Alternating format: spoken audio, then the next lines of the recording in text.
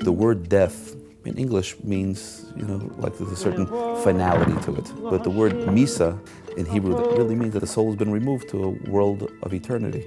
Just moving to another place.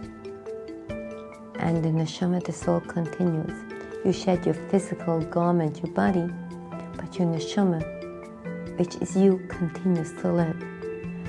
You are not your physical body, you are your soul. The body is just dust, it decays, it disintegrates. The soul goes up to be with God, to be in an eternal place. Unfortunately, Jewish people sometimes wonder if Judaism believes in the life after death, or do we believe in heaven or hell?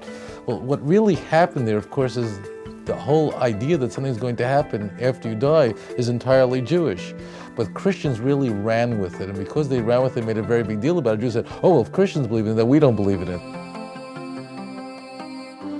Cannot enter this place unless first the sins have been purged. And that's what this place, Gehenna, does. That's its function. And you cannot enter the Olam Haba, the world to come, where righteous people are sitting and they're enjoying the Shekhinah, the presence of God, with crowns on their heads, as our sages tell us. These, of course, are allegorical terms, but you cannot enter this place unless first the sins have been purged. The mourner's prayer, which is not even the mourner's prayer. It really says, Yisgadal v'yisgadal Shemei Rabat, that the Almighty's name should be magnified and sanctified in this world. That means somebody has left, some unique instrument has left the orchestra of life, and somebody else now has to chime in. The child, who is the extension of that parent, who's now the hands and the feet of that particular person, has to come in and fill in that void and fill in that space that's been left by this person who can no longer add to the glory of the Almighty in this world. So when the child after death starts talking and crying out about the holiness and sanctity of God, it has an enormous impact on the soul of the deceased.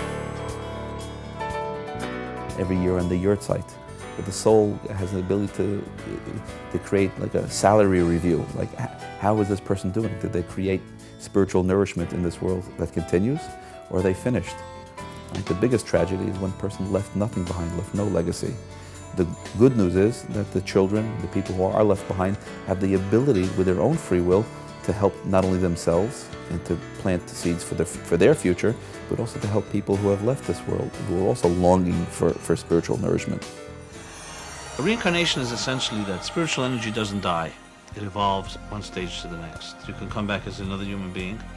You can come back as another form of life. If God wants you to know what kind of life you lived in your previous life, He'll let you know. The key is to figure out how to live your life right now. When one of the 7 closest relatives dies, mother, father, sister, brother, son, daughter, spouse, a person becomes a Monin. So you're not allowed to pray, you don't put on tefillin, you don't go to shul, you're not counted to a minyan. First thing is to spend all your efforts to make sure that the burial preparations are done correctly.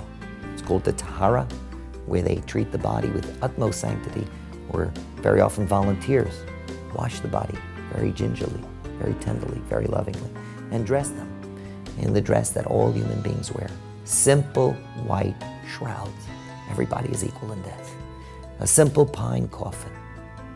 Wealth doesn't mean anything before God.